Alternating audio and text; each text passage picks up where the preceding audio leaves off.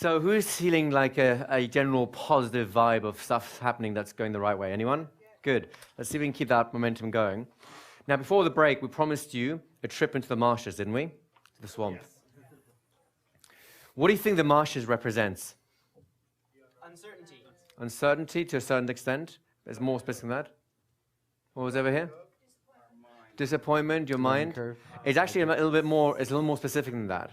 Because self-doubt. All these things will happen throughout your experience as a business person. However, there is one thing, and this is why we have the marshes before we get to the kind of village over here, one thing that you always need to do at the start. No matter what business you engage in, you want to do this as early as possible in the whole cycle, because without which, let's put it this way. Would anyone here would like to get into a taxi with a blind taxi driver? Would like to have a nice little tour of the town like that? Yeah. Sean's going, yeah, that sounds exciting. Allow me to buy your life insurance first before you go on there, right? There's a market for everything, I guess. There's a market for everything, right? So, what the marshes represent is your ability to do market research. Market research is a big name or big label to basically introduce a very simple idea. The idea is, can you get inside the minds of your clients? Do you know what they want, what they need, and so on? Does that make sense to you guys? Allow me to show you something. We'll be brief with this. I would like all of you guys to just pull out... Megan, could you please give everyone just a couple of sheets of paper on each table? Now, you will hopefully forgive me if you realize that my artistic talents are not quite as impressive as the ones you see up there. We're going to pre-frame that a little bit here. But if I can give the essence of what we've been through so far, we have, over here somewhere, a little hut where Johnny is deciding to do his work. Would that be fair to say yes? Right? And it's over on the sort of left-hand corner somewhere. I would like you all to draw Johnny's hut, please. Hat, please. Hut. That's an easy task, isn't it? This is your office. This is Johnny's office where stuff happens. Now, over here somewhere, towards the right-hand side, I guess, do you see those magical squiggly lines that represent the marshes, or for the Danish, the swamp? And you need to move through this before you can get to the village that's on the other side, right? Because how can you possibly know what the villages are like, your client base is like, until you've asked them, until you've done some kind of a research process? Is this all making sense to you guys? So, if we were to play a game here, for example, and little Johnny is in his hut over here somewhere, where is he going to go in order to be able to get to know the villagers that are going to be making his fortune in time? It's pretty obvious, right? Where does he go? Through the marshes. So at some point, Johnny has to be in here. And he's going to be in here long enough to get through. Now, if we're playing this as a game, did you all bring your pennies with you? Yes? No. How many people brought a roll of pennies with them? How many people did not bring the roll of pennies that you were emailed about? You didn't get the email. So I'm going to ask you guys if you can manage it. Try and get a roll of pennies from the hotel maybe, or from a bank whilst you're here during the break or something like that.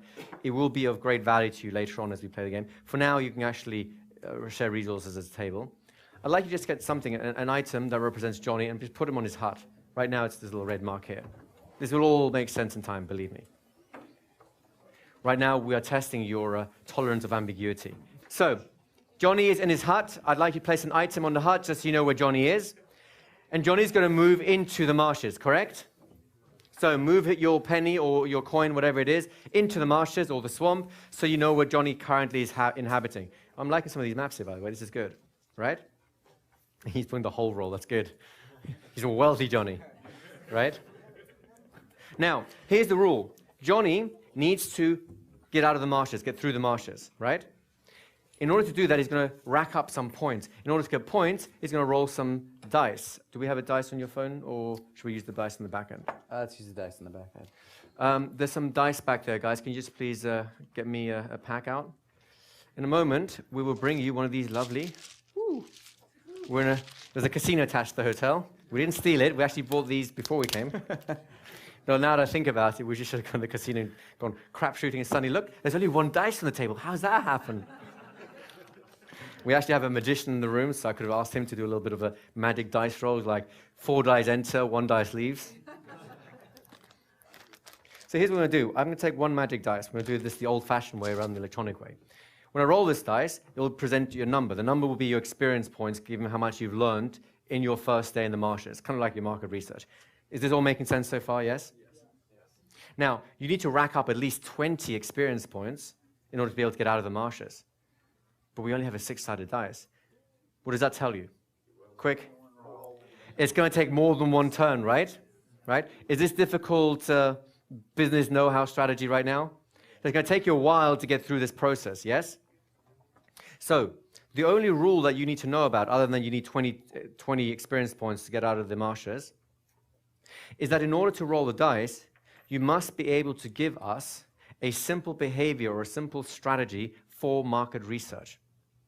If you draw a blank, you do not roll the dice until you found something that you can say that is a simple piece of market research or behavior. Does that make sense to you guys? Yeah. Yes.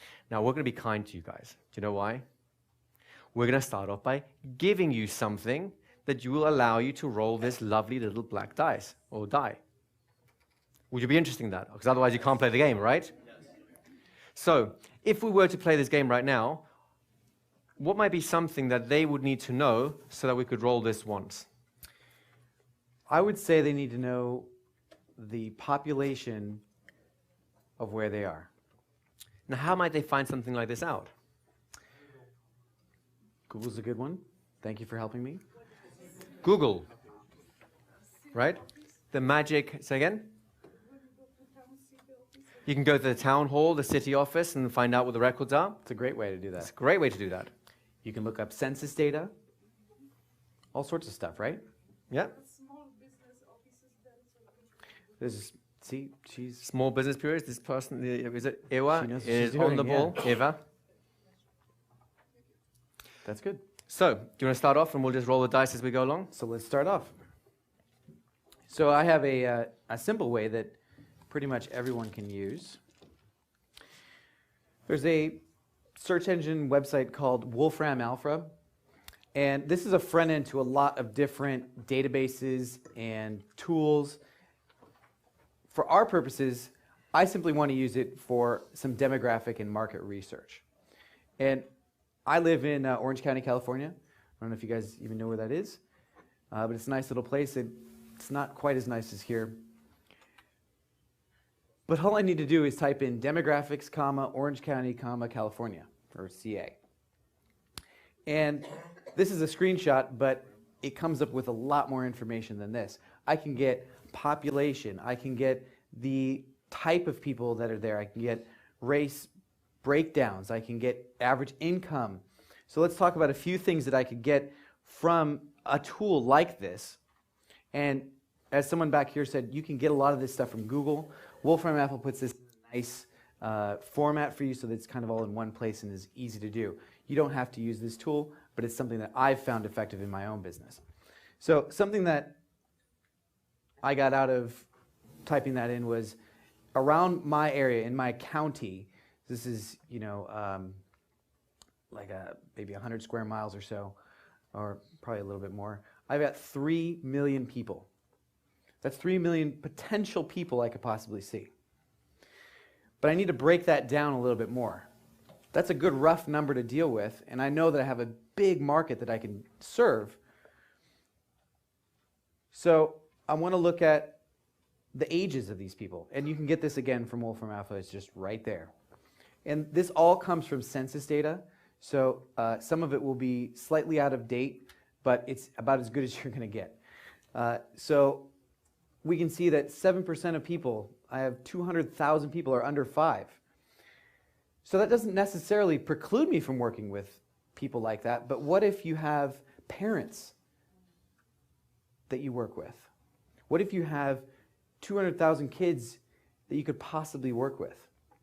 Maybe you don't work with the kids, but you could work with their parents. This is just giving you another more fine-grained idea of the type of people that are in your area. So what if maybe I work with teens, the 5 to 18 area, that's 25% of the population in my area. It's going to be different for yours. But what if you work with troubled kids? Or what if you work with teens to help them, I don't know, get Pass better grades exams. in school, Yeah. pass exams, right? There's a huge market for that for you, and you know that now. It's not just a guess. It's not something that you're like, oh, well, I have a school next to me, but this will tell you, you probably have dozens of schools around you that you can possibly work with.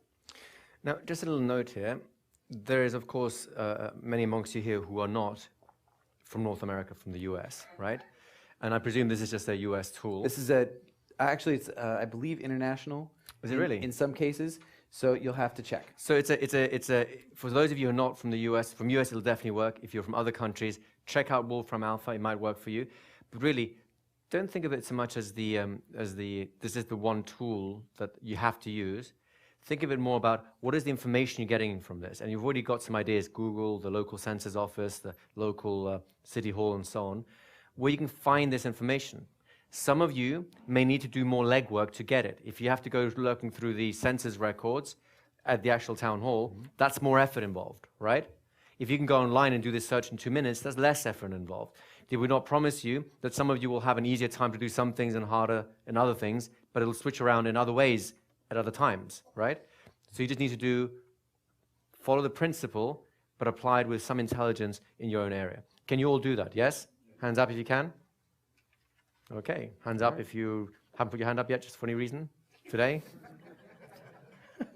Just checking, please. So now that we've got a breakdown and you can start to get some ideas of the types of people that are in your area, I pulled out this other statistic from the same search engine and the same search. The median household income in the area that I live is $73,000 a year. That was in 2007. So it could be up or could be down. But you have a pretty rough idea of the median income. That's, not the average, but it's the median. If you took 100 people, the middle person would be $73,000 a year. So right away, in my area, I know people can definitely afford services, products, and many of them, especially above that level, can afford very high value services and products. So this is another thing where I'm chunking down, getting a finer grained information about the area that I live in. And I'm not just guessing, I've got census data. I know that these things are real. This one's an interesting one for me. I live in a really high traffic area. People always complain about traffic. And I didn't even know I could get this before I started searching. And I found that the average commute time is 27 minutes. So that means if I was central to the county, someone could probably get to me in half that time, right? So I know that I am basically about 15 minutes away from 3 million people that I could serve. That is a huge advantage and can determine where maybe you possibly want to set up your offices. You know that people can come to you. You know that possibly you could travel around if that's something you like to do and do sort of like house calls. I used to do that when I first started out. It was a great way to really get out there, and I only had to drive, and that's about right, 15 to 20 minutes anywhere that my clients would be, because I was central, that's where I lived, central in the county. There are lots of tools. One of my favorite tools, especially in the US, and I'm sure this works in other countries as well, is to find out who else is in your area. I like to know if other hypnotists are in my area. I like to know what people are doing in my area. And a simple way to do that is on Facebook. A lot of people don't use Facebook for business this way, but I found it actually is really a useful tool. So here's a screenshot I took. And I know it might be hard to see back there. So I typed in hypnosis, Orange County. And a list of, unfortunately can't see the number, but a list of hundreds, if not thousands of people and more importantly, business pages came up. So I could see, number one up here was some girl, she is a master life coach. I have redacted some of the names and stuff so that, I don't get anybody in trouble. I'm actually number 2 there because it's me searching. And, I'm also a hypnotist, so it found me. And you can see dozens and dozens of people. So now you're starting to get an idea of who else is around. Who else is serving these 3 million people in my area? Would it be useful to know what these people are doing to serve those people? Right? What if you could go from this list, you now have a list of maybe possibly hundreds of people in your area. What if you went to their pages individually? What if you saw how they were speaking to their potential market, to their clientele? What if you saw the products, the services, everything else that they were offering? Would that give you a really good idea of what might be a trending topic, a hot thing in your market? Facebook is another great way. This is something that you can use in market research. Market research is something that is constantly something that you have to iterate against. You'll know more and more about your market, and the more you start to know, the more areas you'll be able to find to investigate. So Facebook is one tool. Another one, to find out good local competition, I always go to Google, of course. It's usually the best way to start your search. And I just took another screenshot here. Again, I just typed in hypnosis Orange County. Google now sort of can track where you actually are searching from, so it will even give you tighter local results. But I've got now a list of all sorts of people who are coming up for that term, and your customers, your people that you want to serve, are searching this way. They're not searching for happy, clappy hypnotherapy clinic. They're searching for stop smoking, Orange County. They're searching for hypnosis, Orange County. They're searching for a specific thing that they can get, not for you unless they happen to know you. And that can come later, and that's actually a really great thing to have. But oftentimes people are just searching for the general problem they have and a location. So if you go through something like this, in my area, here's an example site, the Banyan Hypnosis Center, at least in my area, is pretty popular hypnosis center. They train a lot of hypnotists. And just from the website, I gleaned a few facts. They offer a wide range of hypnosis skills, or services, I should say. Weight loss, smoking, sports performance. They do everything under the sun. And we're going to talk about that a little bit later and how that positions you in the market. They're located centrally, so it's really easy for people to get them. They have no price listings, so you can't actually tell as a client how much you're going to have to pay right away. That can be useful in some cases. It can be detrimental in some cases. It really just depends on your business. And nothing's wrong or right with that strategy. It's just the strategy that they've chosen to use. And they have 3 therapists in their office. That's somewhat uncommon. You know, a lot of us are single therapists. We work out of our own office and do those things. So they may have an advantage that maybe they do have a big list of services, but maybe they have one person that only does smoking. And that could be another way they position themselves in the market. So we're just getting now a general feel again for our competition out there, for other people in the area. These are the fish that are adding to that pond. And like we said before, the pond isn't big enough yet. So I don't look at these people as competition. I look at them as confirming that there's a market out there for these services. If they can stay in business, so can you.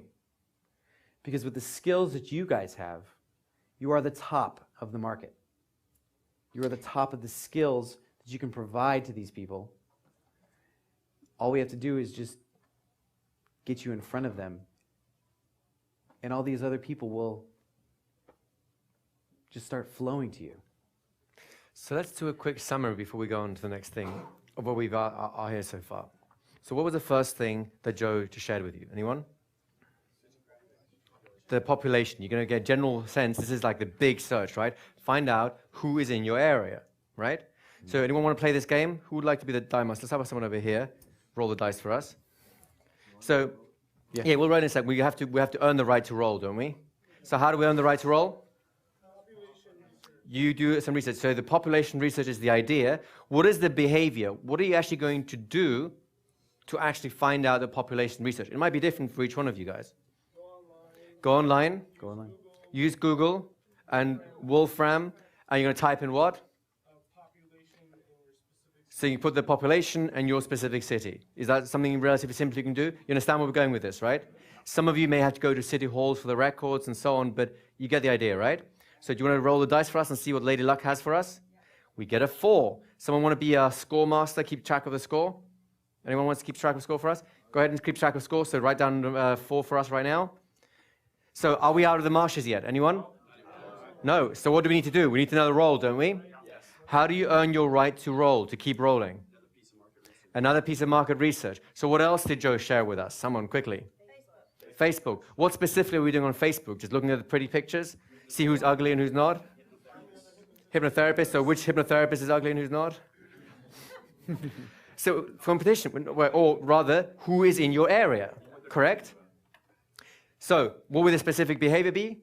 Go to Facebook, type in your area and hypnotist or hypnosis. Wouldn't that be a simple thing to do, yes? And will not already give you a sense of what's out there in your area, yes?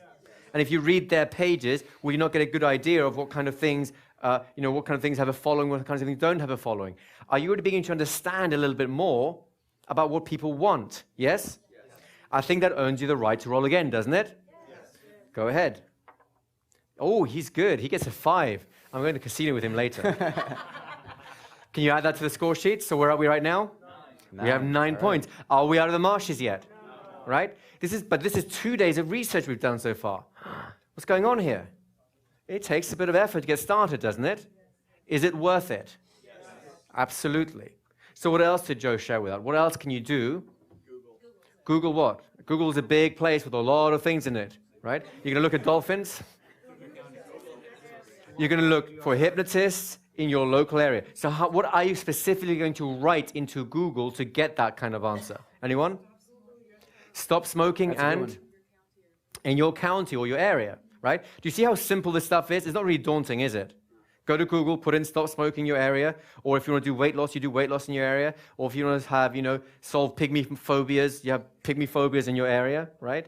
Let's hope there's a lot of short people around just to really stimulate that, right? But you see where we're going with this, right? Does this earn us the right to roll again, yes? I agree, so off we go. Oh, he's got a 4, it's another high roller. So where are we at right now? Are we out of the swamps yet? What do we need to do? Do we have more stuff to research? Yes. Do you have some more ideas? Median income. So going back to the population thing and actually looking more specific. So what are the specific things, what are the specific people in that population on how much money they're making so you know where to charge, for example, right? Is that a specific behavior? Yes. Does that earn us the right to roll? Sure. Off you go, let's have a roll. And another 4, you're good. I am definitely going to the casino with you. Where are we right now? 17. Are we out of the swamps yet? No. But we're getting closer, aren't we? Yes. Now, I'm sure a lot of you guys have some ideas of things you could still do now in terms of market research. How many hands up if you have some ideas of what else we could throw in here, right? Now, is it a surprise that these are the same hands of the people earlier on who already knew 10 people they can do evening classes with? And probably the same sort of people who have already been in business for a while. So there's a pattern developing here, isn't there? We will give you a chance to throw your extra ideas in and stuff like that as we go along. For a moment, let's just keep things as simple as possible and ask, let's rub the magic genie lamp. Where's my lamp? This is my magic lamp. Out pops the guru. Ooh, yeah, what does the guru say? Let's ask him, shall we? So we can look at a few more sites. I actually found the Hypnobabies Network didn't even load for me, the page. It was uncommon, but it does happen. That's the type of competition you guys have out there. Terrible websites. Some of them don't even load. Is that a bar you guys can cross, you think? You can get over that one? All right. I couldn't even get it to load. It didn't even load at all. So here's a pretty common scenario. You'll find, this is a fake name, but Hypnosis Concepts in my area, run by a single therapist. They've actually been in business for 28 years. That's a nice run for them. So they're doing something right. They cover a wide range of issues. They sell products and services, workshops, things like that. So they're expanded their business besides just single visit clients. And they have a newsletter. It's not very prominent, and we're going to talk about something you guys can do on your websites and things like that a little bit later, so don't worry about that right now. But at least they have one, so they can start building a list of people, of their clients, that they can market to again and again and again. So usually you're going to want to find, for some market research, some local influencers. And local influencers are people who are popular in your community, and I look at them similarly to people that can refer to you, people that can help you that are really popular. They're the chiropractor that everyone knows, that everyone goes to. They have your same or very similar target market. They're seeing the same type of people you do day in, day out. Maybe if you work with people, it's kind of tax time as we're recording this right now, and you have a CPA that is the most popular and best CPA in the county or the city that you work in. What if you could work with his clients to reduce their stress? Wouldn't that be useful? Wouldn't he be able to send you hundreds of people probably? Pretty useful, right? What if they ran into your ideal client every single day? Would you have to market that much? What if you were friends with this person? And if they have complementary offerings, you're not in competition with these people. Like the CPA example, they're helping people with their taxes, you're helping them with their minds. And when you find these people, it's simple to search. These are the type of people, again, that are seeing your clients. So what would be a good example of someone who would see, I don't know, let's say you work with pain control as a hypnotist. Who would be a good person that would kind of fit this profile? A dentist, right? Doctors. Arthur, yeah, would be a fantastic person to talk to. And these type of people are going to be the ones that are influencing a lot of the people. These are the princes that we talked about earlier that are going to be the ones that if you spend a lot of good time with them, if you impress them, there's a whole network of people open to you that would possibly not have even been open before. Another easy way to find out more and more about your market is to search what I call local niche sites. And these are going to be things that are related to what you do. And I just typed in Gulf Orange County into Google here. And I don't bother with any of the paid advertisement links. You may decide you want to. I prefer not to. I prefer to get the people who are organically up to the top.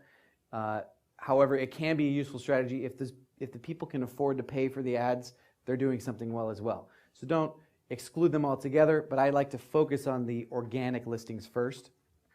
And when you are searching, this is what Google says are the top sort of sites for your area. And it doesn't necessarily mean they are the top, but it's what a lot of people are searching on. And when you go to some of these sites, so like I found, one that said Orange County golf courses, Orange County golf services on the Gulf Coast. These niche sites are sending out news. They're sending out information to the market, and they're going to be related to types of things you can do. I do some golf performance work with my clients, and these are the type of people that I connect with. And just like the local influencers in your area, you need to kind of get an idea of what the people in your area are digesting, what they're listening to, who they're hearing, radio stations, TV networks, everything else, all the media that they're getting exposed to is something that you can look at and see, oh, these people are getting this information about golf. These people are getting this information about hypnobirthing, for instance, or whatever it happens to be. So when you have a good idea of the local niche sites, the local news sites in your area, the local people who are in your particular niche of the types of clients you serve, you're getting a better idea of what information is out there that you can attach to, that you can use, and you can position yourself against in the market so that you have a better idea of how to serve your clients. And another fun one. Is this pretty easy, guys? Yes. Another fun one I like to do, and this is a strategy that we can talk about a little bit later, but YouTube is actually, a lot of people don't know this, the #1 search engine in the world. Google is actually #2. It's pretty crazy how fast YouTube has grown. And because they're owned by Google, Google will feature videos from YouTube directly in their search results on Google. However, since it's the #1 search engine, people are searching there for all sorts of stuff. And I did, again, a quick search for Hypnosis Orange County. I took, there's a special operator there, I took all my videos out, just so you can see just kind of what it would look like for if you didn't have any videos out there for yourself. These are simple videos that people do. There's, you know, some that are 2 minutes long, 1 minute long, 12 minutes long. And remember, we told you guys are going to have the skills to create products, speeches, seminars out of thin air. Would it be useful to videotape those, have them up on YouTube so that people could experience who you are as a person? Because let's remember, hypnosis, NLP, whatever you're doing, you're helping people, right? It's a very personal business. And while you might not be a fit for somebody, you might be the perfect fit for somebody else because they see your personality. They know who you are. And video is a fantastic way to get in front of these people. And video especially is a great time saver as well. If you put up a 2-minute video and you get 1,000 views on it, that's hundreds of hours, you know, dozens of hours that you're spending in front of people without you having to actually be there. They're getting an experience of you that's really great. So searching for, again, your niche and your area is going to pull up probably a few videos. They might not all be related to your area or your niche, and that's fine. But you'll be able to see, and you can see, you know, up at top, is magic and hypnosis the same? That guy has 66 views. That's not very interesting to the people on YouTube or in my area. But if you look one down, another hypnotist video, 4,000 views. That's a lot for a YouTube video, especially if you're unknown, you're not a viral video or anything. 4,000 views is pretty respectable. So that gives you another hint at what the market is interested in, right? Maybe you don't do stage shows. That's fine. But if you're interested, maybe you could talk to a stage hypnotist that might be able to refer you services. Maybe they're not interested in doing therapeutic work, right? And maybe they're just interested in having a demonstration of hypnosis. Yeah. Anyone either hypnotize anyone here? Any hypnotists in the room? Am I on my own? If you were to hypnotize someone and maybe do something, you know, relatively interesting, like a, you know, arm levitation, something like that, it doesn't take very long. You put it on YouTube. Now it's like a stage show, isn't it? Just without the dancing monkey or anything like that, right? Yeah. So do you see where your thought patterns start going down, stimulated by the searches that you're doing? And this is the key thing. Market research is about you getting to think about people and seeing what they are doing in your environment so you can use your natural human instincts about people to realize, oh, I get it, I'm just the same. Because which of these things would you look at, right? And when you can tap into that, when you can connect to that, now you start having the power to create a profile for your clients so you'll know what to offer them, how to serve them, and most important of all, we'll come on to this in due course, how to convey your message so they can actually hear it. Does this all make sense? Yeah?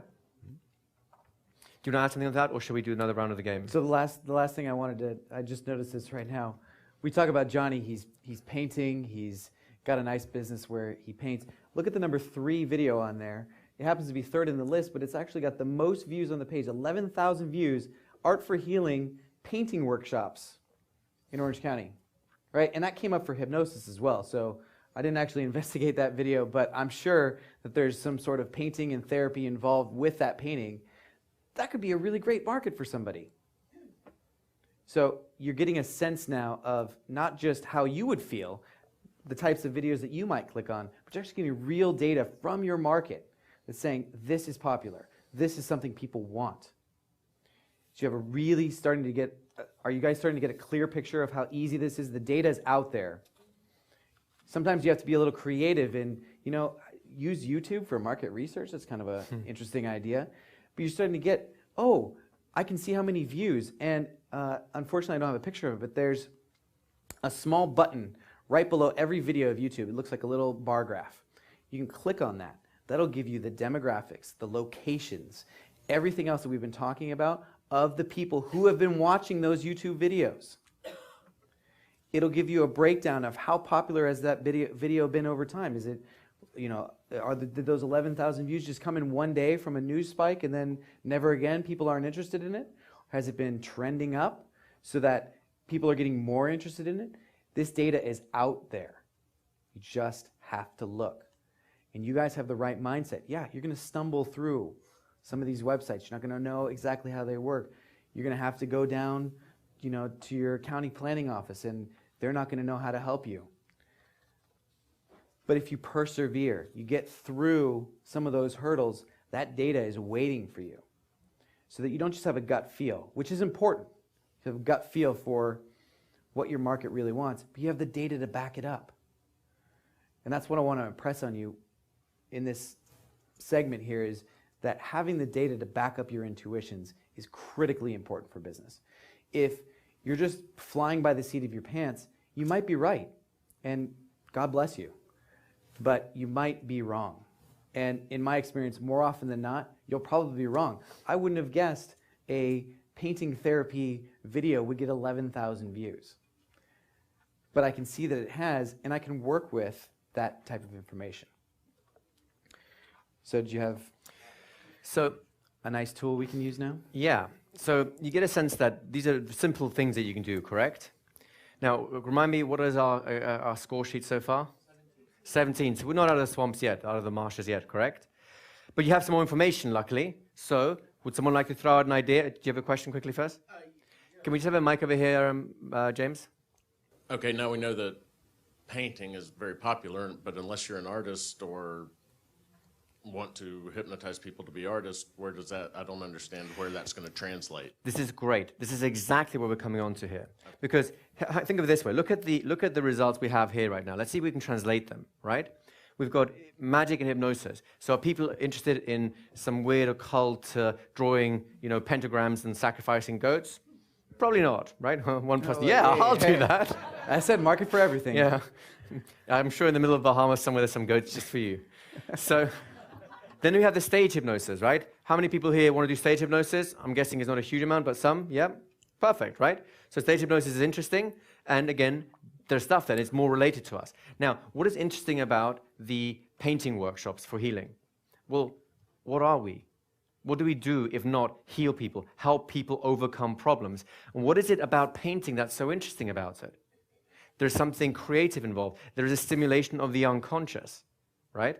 So if you can figure out what is it about that video, watch it. I don't know what it is, I haven't seen it. But you watch it and you find out, okay, what does this have in common with me? I can heal people. I can work with the creative unconscious. What if you end up having, what if it's because, and you maybe have comments underneath as well, people saying, oh, this is an amazing process and so on.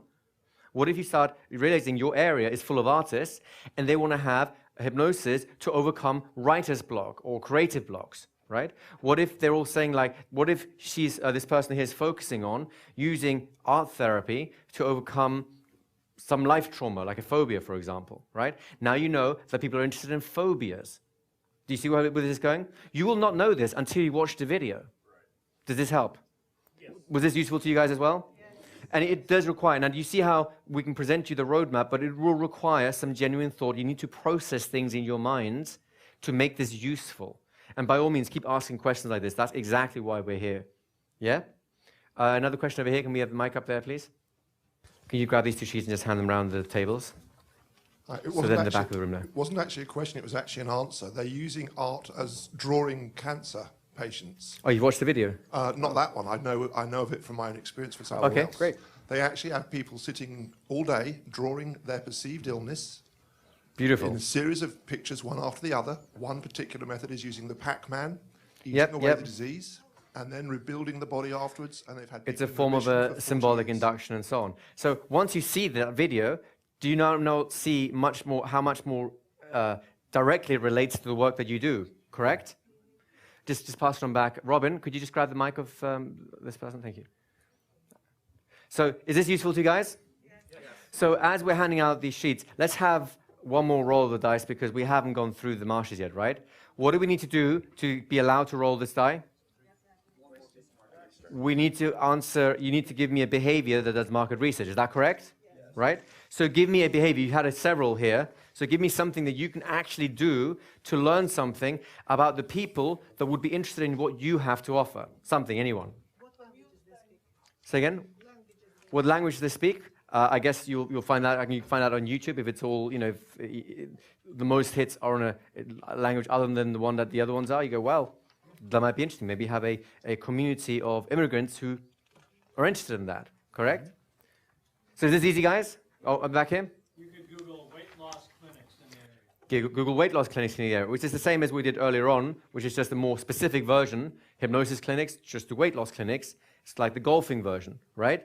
So you see, can you feel your minds starting to kind of spread out into possibilities of what you can do to find out who is around you already and what are people looking for already? Because you're living in an environment, in a network, in a symbiotic culture where people are already there and they're waiting for you. And you need to get at that information. So go ahead and roll the die for us so you see if we can get out the swamp. Oh, denied. 2. So that puts us into what? 19. All right. Are we out of the swamps yet? We're so close, though. That's how life works, isn't it? Just when you think you've made it, you got to go that little bit further. So give me another thing. Quickly, someone, anyone. Go ahead. Call some of those people. Thank you. Yes. So let me just repeat this for everyone. Call some of those people and talk to them. There is nothing better. Let me repeat this to you. There is nothing better in market research than talking to the very people who will be your ideal clients. Right? Does anyone here have a friend? At least one?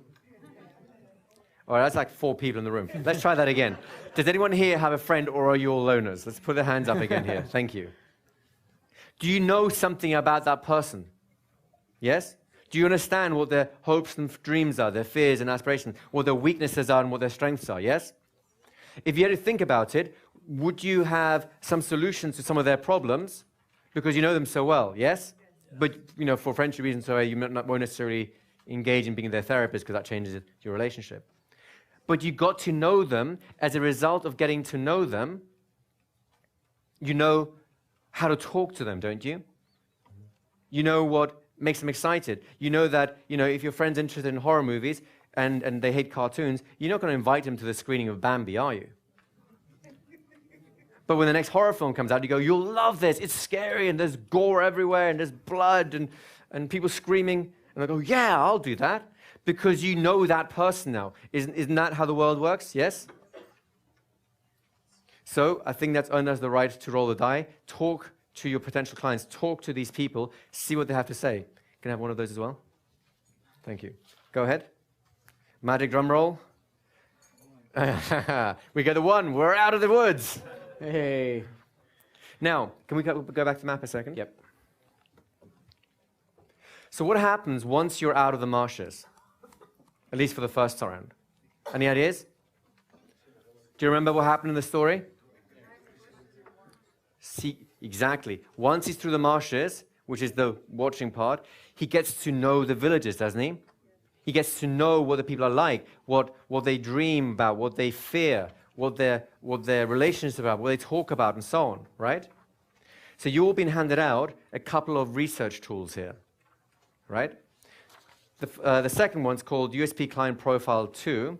Let me talk about that a little bit, and then we'll talk about the one I want you to use in a moment. It's the same thing. This is a tool which is a beautiful thing. It's not actually mine. It comes from a man called Scott Matthews of Explain. It's a very popular tool. It's kind of out there. A lot of people are using these now. And what this allows you to do is allow you to marry the data, the information you've learned from doing this market research, like Joe has talked to you about. And would it be fair to say this stuff's relatively easy? Yes? Yes? There are much more complex things you can do, but we don't need to go down that road at this point. And you can combine that, marry that with your instincts and your intuitions about people, about your field, about your work, and so on, because you all have them. You see, the biggest problems people have when they're trying to create this branding, the USP, whatever you want to call it, is they go like, oh, I don't know, I can do everything, and oh, I don't know what to say, and so on. Of course you don't know what to say right now when it comes to how to promote your practice. You don't know what to say because you don't know who you're saying it to. That makes sense, doesn't it? I mean, think about it this way, especially those of you who are a little bit less experienced in business. When you think about promoting your business, how to put an advert up, say, for example, would it be fair to say right now your mind's kind of a blank because you don't know who you're talking to? Would that be fair?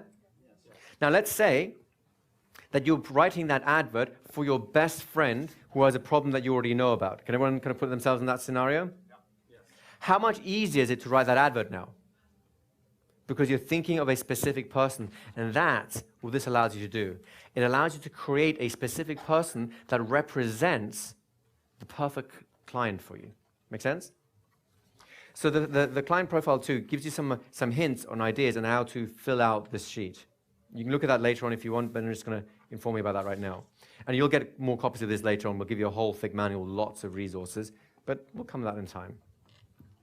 What I want you to do now, and this is a little exercise you can do in your tables, is in each table, I would like you to take the blank version of that, this one right here. And I would like for you as a group to choose a topic, a field of hypnosis that is of interest to you. It could be stop smoking, it could be weight loss, it could be pain control, it could be phobias, could be exam anxiety, anything. Does that make sense?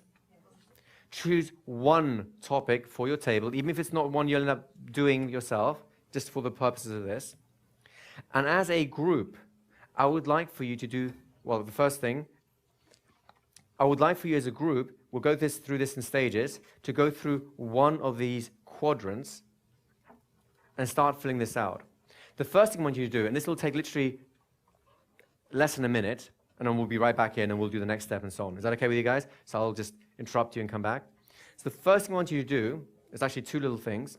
Number one is decide on what is that topic going to be as a group. That should take no more than 10 seconds, all right? Please, let's reach agreement quickly so we can get on to the interesting stuff. Second thing, wait a second. The second thing to do at the exact same time is I would like for you to imagine what a person with that problem that wants it resolved, what they look like in the world. And give them a name. Is it a man? Is it a woman? How old are they? How young are they? What is that person's name? And I would like you to write that person's name at the top of your client profile sheet right here. Does that make sense, everyone? That should take less than a minute. Off you go. Now, let me ask you this. We haven't actually done any market research properly, so this is something you do afterwards. We'll talk about that more. We haven't even filled in any details on this map yet, although I see some of you are getting busy, which is good. How much more do you have a sense of connection to that potential client, just having given them a name and a face and a kind of an age range? Do you get a sense of like, yeah, I kind of know this person a little bit, yes? Who here, just based on that information alone, we haven't even done anything decent with this yet, who here already feels like they could talk to this person about what you have to offer, about that particular problem, in a way that would be motivating to them to come and see you to help them out? Hands up if you think you can talk to them about that already. Do you see how quick this works? Now, admittedly, there's many layers to this stuff, right? This is the basic layer. But it's tapping into your intuitions as a hypnotist, as a therapist, as a human being. And you can combine that with this stuff to create a very powerful effect. Does that make sense? Yes. So let's go to the next step. The next step here is, let's start off with what they're seeing. So this is one over here, where their eyes are over here. What I would like you to do in this section here is think about what are the things that this person, give me a name of one of these people that you created, one of these characters. Donald, right? John Kennedy. I like that, very precise. So let's talk with Donald. It's the first one I heard over here. So how old was Donald? Probably mid-50s. Mid-50s, right? So you all will have different versions of this, right? So now, what is this person, what is Donald seeing on a day-to-day basis in his life in general? And what is he seeing in his life that keeps reminding him of that problem he has, whatever the problem is, if it's weight loss or whatever it is? Does that make sense? What kind of things is he seeing and looking at constantly in his life in general, and specifically in relation to that problem, what is he seeing on a day-to-day basis that reminds him of it, that makes him think about it in some ways. Do you see where I'm going with this? Yes. You have 2 minutes to fill that out as best you can as a group once again. We'll come back and we'll do the next piece. Off you go. All right, let's come on back here again. Now, would it be fair to say that there's a lot more time you can spend on this right now? We're just kind of getting through the hoops a little bit to get a feel for it, yes? Would that be fair to say? Who here is already getting an even better sense of what this person is like just by thinking about what the visual sense is getting in on a daily basis about the problem, about life in general? You know, do they live in a grotty apartment where the mold's coming off the ceiling? Do they live in a penthouse mansion with gold-colored ceilings and caviar surrounding them? You know what I mean? It's a fundamentally different person based on the environment they're in as well, right? So now let's turn to the next one. What are they thinking? What's going on inside their mind? What are they feeling inside their body? Now, again, as before, we have 2 versions of this, do we not? Version number 1 is, what are they thinking generally? You know how on a daily basis, about 90% of the thoughts you have are the same thoughts as you had before, right? So what are they thinking and what are they feeling? Also, once you've done the general version, let's go down to the specific version. What are they thinking about the problem that you've decided on? How do they feel about that problem? How do they feel when they're in that problem? Do you see where we're going with this? This is rich territory for us, especially as hypnotists, isn't it? So we'll give you 2 minutes, go to town on it, we'll come back and we'll add something more. Off you go. Who found that interesting? Anyone? Yes. Hand up if you find it interesting. All right, so once again, let's do the little thought experiment. Thinking about Donald, or whichever version of Donald you have yourself, having only filled in 2 of those quadrants right now, how much better do you know this person, right? Who here feels that they could talk to them about their problem much more knowledgeably now in a way that's going to be make Donald see the sense of coming to hypnotherapists to come and resolve it, and in the language that he needs to hear for that problem and so on? Who here feels much more confident about that? If you had to write an advert, which is a very impersonal thing, specifically for people like Donald to read and call you, who here feels that they can create a much more realistic advert, something that's actually going to have a genuine appeal for Donald compared to before? Hands up. Is this a valuable tool? Yes? So now I'm going to give you 3 minutes. Ooh, crazy time. But we're going to do the last 2 quadrants at the same time, because you got the feel for the whole thing now, right? What are the last 2 quadrants? Well, first of all, we've got, what is he hearing, right? What are people around him saying? What are his family talking to him about? What are they saying to him about his problem? What are they saying that reminds him of his problem, but also in general terms? What kind of language is he hearing? A builder will hear different kind of language than a banker, will they not? Right? So what kind of things is this person hearing on a day-to-day basis, generally in life, and specifically about this problem? Also, what are they now saying? How are they interacting with people? What language do they use to express themselves with? What kind of behaviors are they engaging in? Both in general terms, where do they eat on a daily basis, who do they hang out with, that sort of stuff, and also specifically in relation to the problem. What are they saying? How do they talk about their problem? How are they behaving when they're in the problem? Do you see where we're going with this? Everyone clear with this one? Yes. Take 3 minutes and fill it out. Off you go. How many of you have done sort of like business training, stuff like that before? Are there anywhere near as much fun normally? Normally it's like you droned on like a million facts. It's like, oh man, if I remember one thing at the end of the day, I'll be lucky, right? And it's really important because there is as much to learn about business as there is to learn about the human mind, about hypnosis and hypnotherapy and so on. They're both big and rich fields. And you can pare it down to the things that you can actually do functionally. And when this stuff becomes child's play and easy for you, then you seek out the challenge to do more and more and more. And more is always a welcome thing. But why start with more when it's too much? Does that make sense to everyone? Mm-hmm. Who feels they've got a good sense of who their potential client is here right now? Right? Who feels like they have a bit of rapport going on with this person, even though they've never actually met them? Right? This is good. So now we're going to do something which is very important.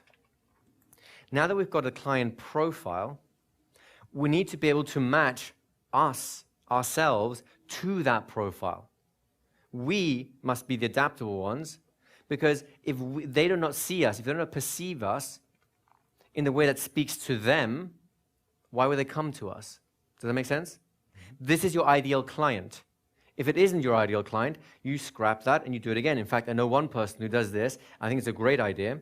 He does this with the worst client in the world. In other words, the people he never wants to work with. So he's got two profiles, the one he wants, and the ones he's never going to work with. And if someone looks like this, he'll go, oh, I know just the person to work with, and it's not me. And it's a wonderful thing to be able to refer out, to limit your business to those people you do want to work with. Ironically, the limitations make you more successful. Would you like to have a quick example of this? Yes? All right, everyone do something spontaneous right now, quick. Now, let's have a little survey here, right? What were you guys doing? You made a loud noise and you wiggled your fingers, right? All of you did that, the whole room. So how spontaneous can you really be when you're all doing exactly the same thing, right? Would that be fair? All right, now, let's do this. Let's put some constraints in here, right? Think of a specific person. It could be a 5-year-old child or an old person or somewhere in between. Think of a specific person, yes? Now say something, and you may not want to say it out loud because of, well, I'll say anything. Say something out loud or inside your mind if it's going to be a little bit embarrassing, that will shock that person. Off you go. Now, notice how different everything is starting to be right now, right? Notice how much more creative you are than a moment ago when I gave you absolute freedom. Right now, you're all different. You come up with something completely different. Why? Your constraints give you more freedom. The constraints you place in yourself channel all those unconscious juices into something useful. And if you remove all the constraints, which is really what happens when you see all these different business methods you could possibly use, then you end up doing nothing. What you end up having is just like a, woo, look how funny and spontaneous I am. Do you see where I'm going with this? So you should welcome the constraints because they will help you. And one of the best constraints you can have as a business person, do you know what that is? A niche, or as the Americans like to say, a niche. And in fact, I like to say niche. Do you know why? Because you can niche to get rich. That's right. I used to hate the word niche until I met Joe. You're welcome. People are afraid that if they get too specific about what they offer, they'll lose clients. But clients are exactly like this spontaneity exercise. The more you constrain yourself to a specific type of client, the more business you will get. And in time, you can grow to all kinds of other extra specific things. But you dominate one niche at a time. You grow through one niche at a time, because otherwise your energies are wasted. Now, I will warn you. Right now, this makes sense to everyone. Would that be fair to say? You all think, yeah, this is a good idea. I can go with this. I will make you a warning. In fact, a promise. Now, I want you to remember this promise when you leave here, because that's when it's going to happen. Right now, it makes absolute sense. And you'll go home and go, this makes absolute sense. And you'll start doing it. It makes absolute sense. Then the big crunch point comes when someone says, what do you actually do? And you'll go, everything. Because you're afraid of losing that person, right? It happens to everyone. It happens to me. If I started from scratch, you drop me off in a random city and I start from scratch, I will want to do exactly the same thing. It's happened to you, hasn't it? Very much so. And don't you know better than that? I do now. And if you started from scratch again, wouldn't you be tempted to say everything again? Still very tempted. And you have to force yourself not to. Because otherwise, you lose the power of the constraint. It sounds counterintuitive, but is the biggest secret to having a big success from the beginning, rather than just kind of like waffling around. Let's think of it this way. Let's say you have a flashlight, a torch for the non-Americans amongst us. And let's say it's got a very weak light coming out. What do you want to have? A big open lens so you can see all of half an inch in front of you? Or would you rather constrain the power of that light down to the tiniest little aperture so at least you can see something functional? It may be less, but it's useful. Does that make sense to you guys? Initially, your business power is less. It's weakened like that light. You want to constrain it down so you can magnify it so it becomes more potent. And that's why you need a niche. And that's how you'll get rich through a niche. I'm trying to rhyme that with something else that has itch without actually being rude. So now, let's take this information we have here. We've got a client profile. Let's see how that develops a niche, shall we? So, give me a criteria, something that makes this person unique from most people in the world. There's people like him around, or her, but it makes them different from everyone else. It might be their age, it might be a desire, it might be whatever. Give me something like that. Someone? He's a carpenter. He's a carpenter. Perfect, right? There are people in the world that are carpenters, and there are people in the world that are not carpenters. Would that be fair to say? Mm-hmm. By reducing your focus on carpenters, you're already creating a niche, right? Now let's add a second constraint onto that, just for the hell of it, right? Well, this person has a problem. Not all carpenters have that particular problem. Would that be fair to say? So as soon as you add the problem in, it already reduces even further. Because, I mean, give me an example of the problem you guys thought of. Back pain. Back pain. So we have a carpenter with back pain. Now, this is the beauty of it. There are many people with back pains who are not carpenters. Would that be fair to say? And there are many carpenters who do not have back pain. Would that also be fair to say? You're not trying to serve those people yet. If you have carpenters with back pain, and that's what your message is, are you a carpenter with back pain? I know just how to fix that. They'll go, oh, it's me. And the chances that they will come to you is much higher than when you say, do you have a back pain? I will fix that. Can you hear it right now, even me saying that? The more specific you get, the more likely it is you will get that client. Let's throw in a third constraint, shall we? What might be another thing that is unique about this particular person? Go on. He's 55. He's 55. Right. Now we have carpenters over 50 with back pain. I'm the expert with that. Thank you. Do you see where we're going with this? And here, this is the knockout punch. Do you want this one? Lower back. Yeah, lower back pain. Lower back pain. Not quite. So we have three constraints, right? We have over 50-year-old carpenters with back pain. Now, I'm a 25-year-old carpenter with back pain, and I see the advert that says, hey, are you over 50 years old, a carpenter with back pain? I have the perfect thing to help you. And I'm going, damn it, I'm 25 years. Do I have to wait 25 years to come and see you? Or do I ring up and say, look, I'm a little bit too young for you, but I really have back pains, and I'm a carpenter, and I was hoping you might be able to fit me in. That stuff happens. How many hypnotherapists in the room? Right? Has this happened to you? Yeah. That's how business works. The more constraints you place on yourself, the more your energies get focused, and the more effect or more impact it can have. So what I'd like you to do now, with your profiles right now, I would like for you to create that triple effect, that triple constraint.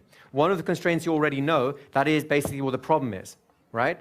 Now, this is much more sophisticated than most people think about business do, because they think, oh, I'm going to be the weight loss hypnotist, yay, right? And that is good. That is a niche or a niche, right? Focusing on weight loss is a great niche to be in. But what if your weight loss niche is for 20-year-old women getting married in 3 months?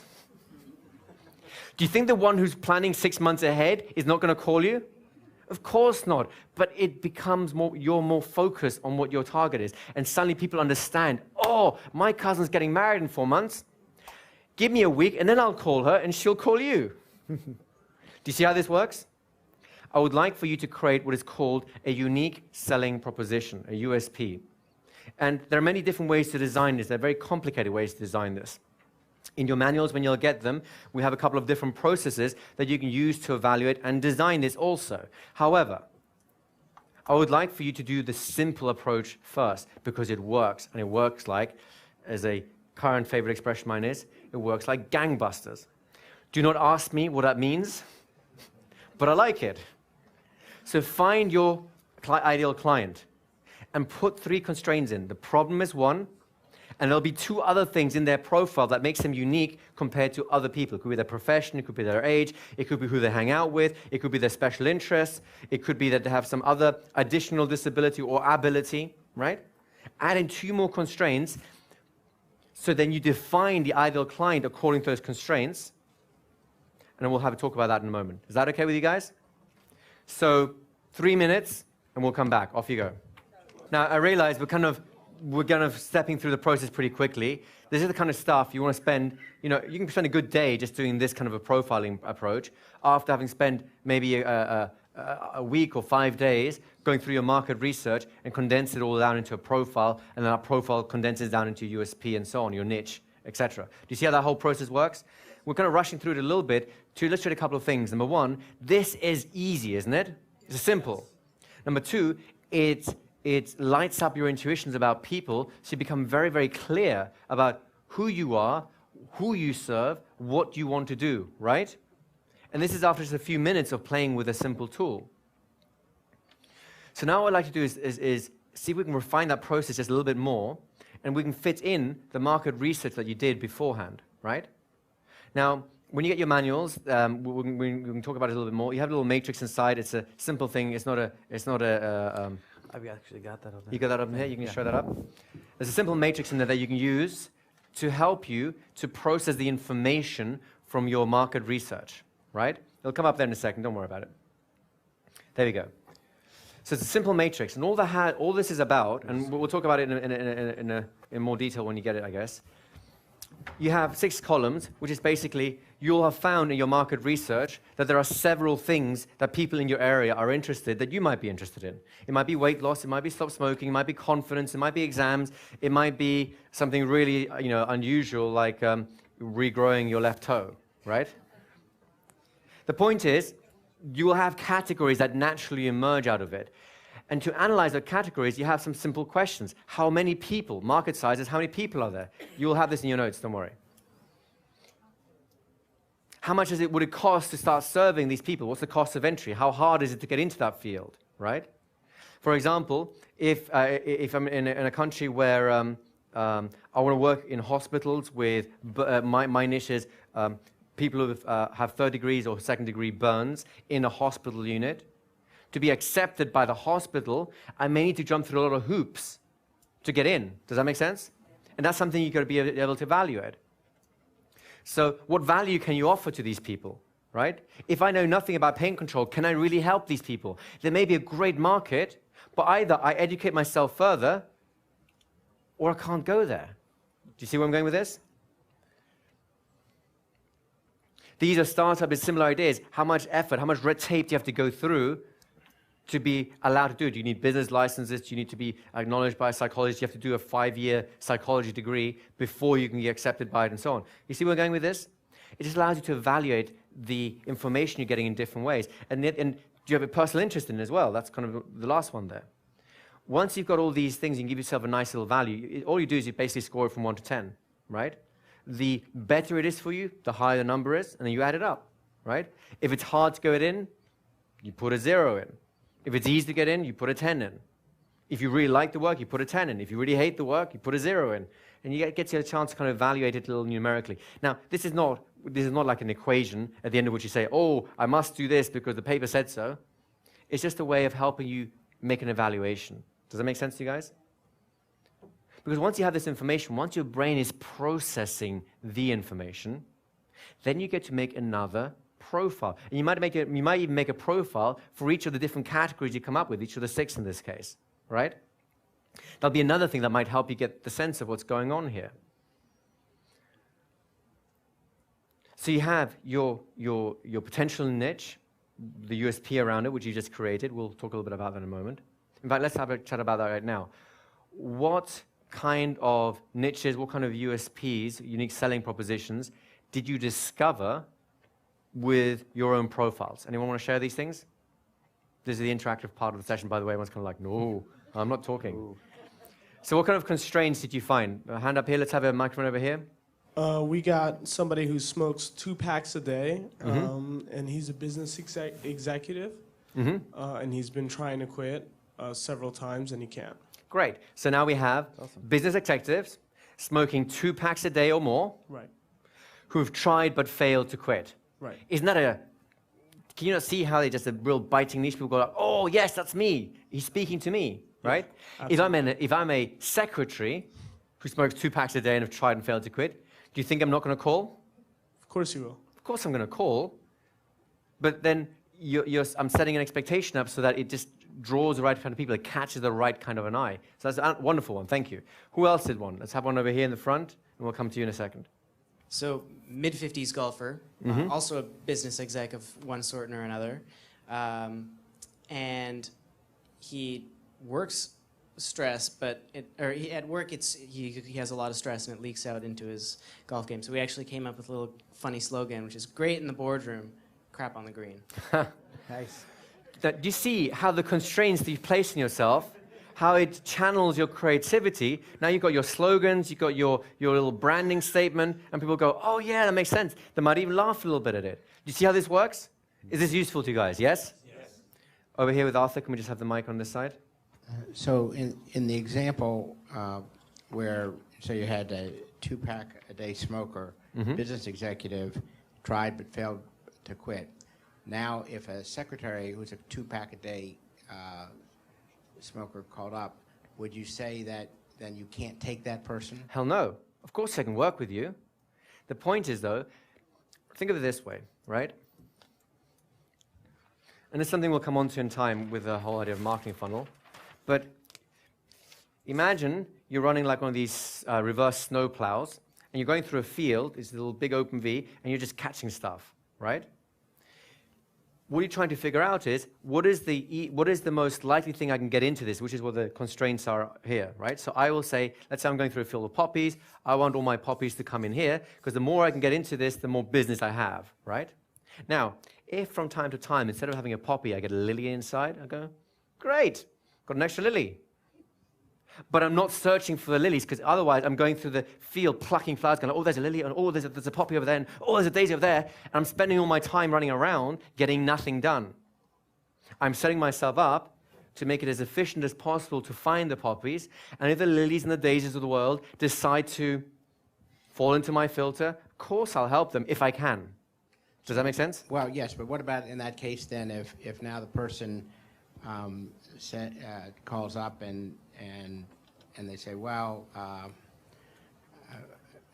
figured that if you did that, you certainly could help me overcome my fear of getting into the car. Sure. Now, would you turn that person down? Look, once again, it depends on you as an individual. I would say, if you like working with that person, say, of course I can help you with that. The point is, you must distinguish between 2 different things here. This is about the message you present to the world. This is not about who you want to work with, right?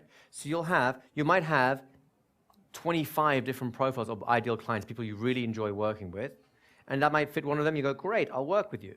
It might be something that's not even your profile, but you're still inspired, and you say, you know what, I like you, I'll work with you. There are some people you will not want to work with because you lack the skill, you lack the motivation, you may not want to work with that sort of thing, or maybe you don't like the person, they come off as unpleasant to you, and you don't want to put yourself through that whole experience. In which case, those are the people you turn down or turn away or refer on. But you must distinguish between what is my marketing message, how do I present myself to the world, versus what am I actually going to accept. I know that those of you who are competent hypnotherapists can work with 80% of problems that the average person has. You know, phobias and fears and anxieties and stress and sleep loss and overeating and all that sort of stuff. And you can work with all of them. Let me give an example of the average conversation I would have, right? Someone calls up, I only advertise for stop smoking, the only thing I advertise for. And they'll go, I have an eating disorder, can you help? Right? Answer is, let me refer you to a colleague, because I don't like working with eating disorders. Simply, it's a choice, right? Can I work with it? Yes. Do I have to work with it? No. Someone else calls up and says, yeah, I saw your advert about so-and-so, or you help my friend stop smoking. I have a phobia of I don't know, Big Ben, and I have to drive past it every day to work. Can you help me, right? Of course I can. Yes, I have great results with phobias. Come on in. So just because my message is aligned and all my energies go into a message does not mean I can't take other people. And in fact, that's exactly how your business grows. Wasn't that something that just happened to you recently? Completely opposite. Yep. The doctor, remember the pain control session? Yep. So recently, it was actually at the Super Bowl. I had been at a friend's house where we're having a Super Bowl party. So everyone is having a great time. And I come in and I'm talking to this guy, and he has, through just conversation, where I've never met this guy before, and he reveals that he's had back pain for, I think, like 2 decades. And it's terrible for him. It's debilitating. And he himself is a doctor. And he, being a doctor, has a lot of medical knowledge. He has a lot of access to resources that he can use to help himself. And he's tried everything. It's a common story that you guys hear a lot, right? Like, oh man, I've tried everything. It may not be for pain. It could be for whatever problem. So I say, I got a little bit of inspiration. The halftime show was coming up. And I say, you know what? I do a lot of work with pain clients. And because you're a doctor, normally I would have these people refer, have a doctor refer them to me so that I can work properly with their pain and make sure that there's not other medical issues that I should be or should not be masking. And I said, since you're a doctor, would it be appropriate if I helped you with that pain, if I could reduce it or even completely get rid of it for you today in 20 minutes during the halftime show? Would you like that? And his face went from just 20 years worth of pain, and it lit up. And he said, of course I would want that. So we sat pretty much, not on the stage, but just like this in 2 chairs, and I had a simple conversation with them. I do conversational hypnosis for pain control. It's a very easy process. Igor's got a product coming out soon. Buy it. So in the span of about 20 minutes over Super Bowl, or over the halftime show, I should say, I completely cleared this guy of the pain that he was having in his back. He said that he was at maybe a 6 or 7 sort of on a pain scale, which is pretty bad. It's not something you really want to be living with all the time. He was on all sorts of pain meds that just weren't working anymore because the body tends to get used to those things. And we took him all the way down to a 1. And then by the end of the Super Bowl, the end of the party, he said he was down to 0. He didn't feel any pain at all. And this was an amazing thing for the audience that I had of the rest of the people at the party. And through just dealing with someone with pain, I got requests for smoking. I got requests for weight loss. I got requests for everything under the sun. Because if I could do that amazing thing, and yeah, I got some pain control clients as well. The actual next day, he sent me 6 of his clients right away. I was busier that week than I've ever been with pain control clients because I worked with one guy for 20 minutes. And the thing you should know is, up until that point, you weren't really advertising for pain control. I never advertised for pain control. It was something that I did as a, believe it or not, as a hobby. I found it, I find pain to be something that is fun for me to work with because it's you kind of get instant gratification. When you can get rid of someone's pain, they feel it right there. It's a convincer, it's awesome. And what I later discovered is those people will talk about you forever. Yeah. So it's a really great niche to be in, but it happens to be something that I'm passionate about. So on that sort of list, it hits all of the marks for me in my area. So this put things a little more in perspective for you guys. Just because you're constraining yourself for the message that's going out there does not mean you're constraining yourself in the work that you do. Yeah. The only constraints on the work that you do are you interested and are you capable? Do you want to do this, right? And guess what my niche is? I have several niches, but one of my niches is executive coaching and is golf performance. I can do pain control with any of those people. Now, of course, he has a third niche, the pain control, because the message niche is going out there. His market is doing the marketing for him. Yeah. It's creating the next niche. And this is how your business grows. You dominate one small niche. It may only have 100, 200 people in it, but they're all yours. And then when you once you're in that and you're known as that person, other things start blossoming out of that, and suddenly you become 2 things, 3 things, 4 things, and that's how you become the big, shall we say, business that does everything, but because it's one thing at a time. It's like the classic thing, how do you eat an elephant? One bite at a time, right? So we're busy eating our business elephants right now And to constrain it further. To you guys this way.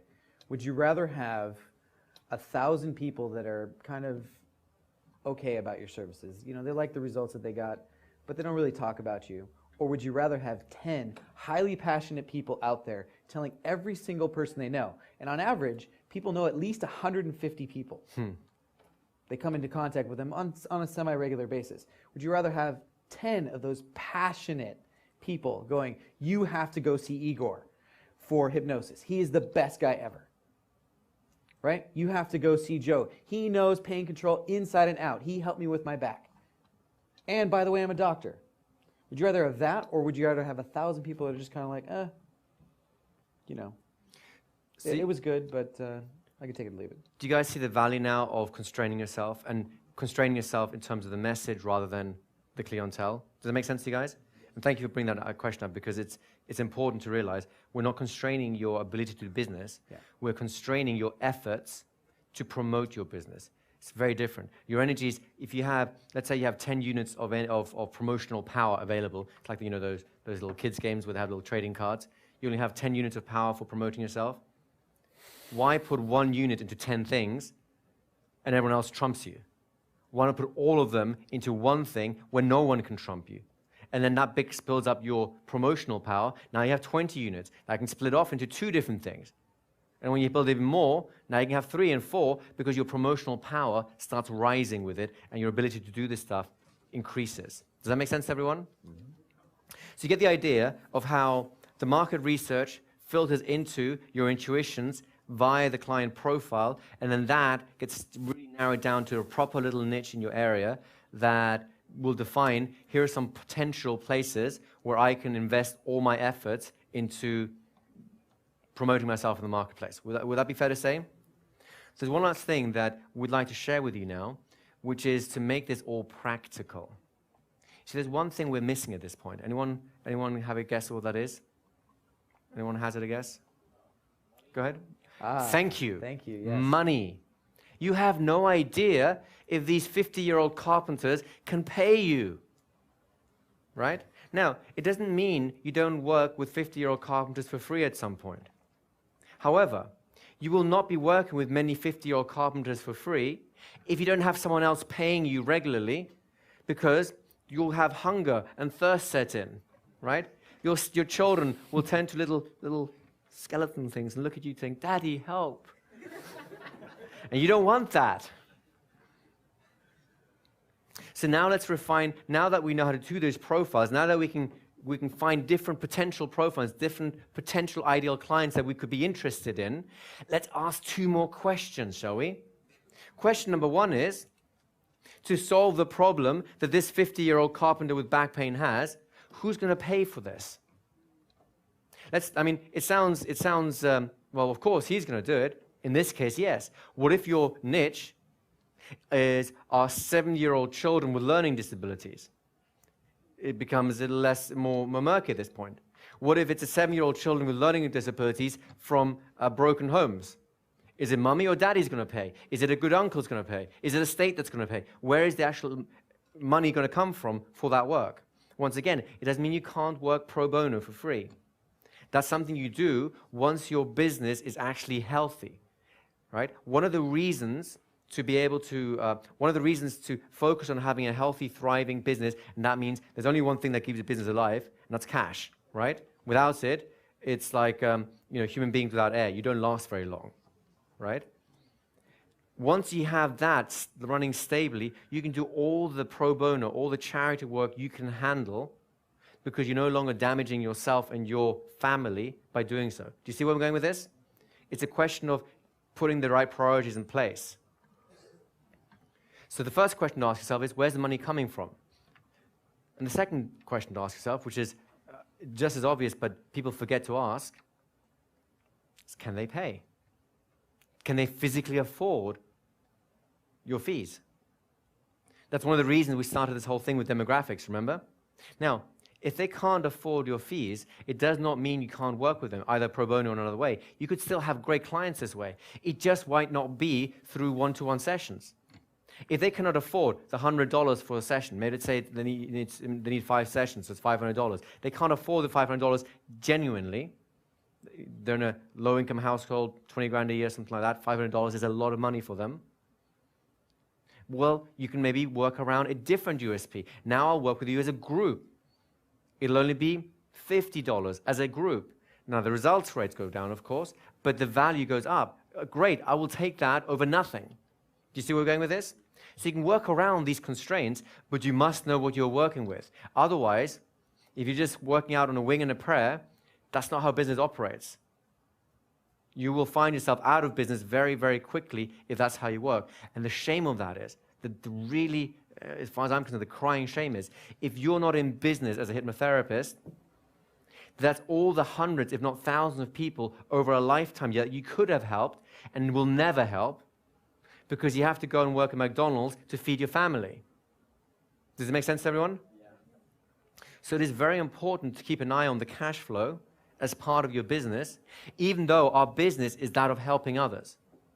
And we need to be able to balance those two forces, our desires to help versus our need to be in business long enough to be able to help.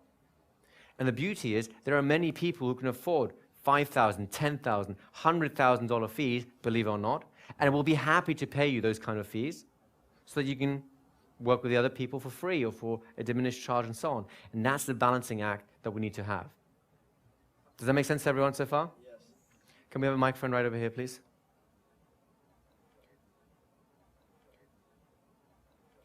Would that be where the 10 a night evening class comes in effectively? Exactly. I mean, this is something we'll come into in more time. There are many ways to serve your community, especially those that can't afford all of what you have, in other ways, products, group classes, all that kind of stuff. And we'll talk more about the specific aspects of it. Right now, I just really want you to get the sense of what we're talking about here, right? As hypnotherapists, one of the biggest problems we have or we face as a community is we care too much. And there's no problem with caring a lot.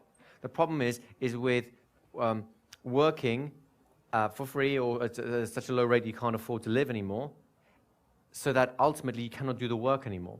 The life cycle of someone who does not get paid is very short in our current society. So in order to do the good work that you do, you need to make sure that you do enough work with those that can afford to pay so you can do the work with the people that can't, if that's who you choose to work with as well. Does that make sense to you people? That's the key thing here. And there are many ways to serve your community, from free, to cheap, to, okay, to maybe other services they can help out with and so on. There's lots of ways you can design that, but ultimately you must have one key focus in the back of your mind constantly. If there is no cash flow in your business, there is no business. And if there's no business, you are not helping anyone. Your life cycle is constrained. As a hypnotherapist, you are on the last stages of a terminal illness at that point, right? The only cure to this illness is cash. I'm sorry, I don't mean to make it a mercenary thing out of this, because it does not mean you have to mistreat people. It does not mean that you have to be money grabbing and anything like that. It just means you need to keep a healthy, balanced attention on, is your business developing an income? Once it is, and it's a stable, balanced income, you can afford to free up some time to do this other stuff that you want to do, but not until then. Does that make sense to everyone? Yeah. Have I kind of belabored this point enough? Because in our industry in particular, this is something which I know you've seen and I've seen really a lot of people fall afoul of. And if the idea of charging for your services is a problem for you, then find someone in this room to help you through that, because you will not be helping many people at all. You won't be able to afford to help them if you're not receiving an income, unless you're in a trust fund kid, in which case do it all for free. Well done. You have no business being here, right? Does it make sense to everyone? A very quick question, and then we'll take a break. I have an interesting question for you, Joe. So Sure. when you worked with the doctor and essentially, according to the metaphor, that would be the prince, I would say. Would you say? Yeah, that way, yeah. Okay, so when you're trying to relay your information, would it be better to be working with the doctor for their potential issues rather than describe to them what you do and how you can help his patients. Can we pause that question Sure. and come back to it in a few days' time? We'll be answering all that Okay. as part of the course progression. It's a Sorry. great question. No, don't apologize. It's a great question. Keep it in the back of your mind, and everyone else is now noticed to also keep that in the back of their minds. But we'll come back to that. It's part of what we're building up to. Okay? All right, folks. I think you've had a nice piece of solid work this morning. Who feels like they've worked a little bit? Who feels glad that they have? I agree with you. I'm right there with you. So let's take a nice break for lunch now.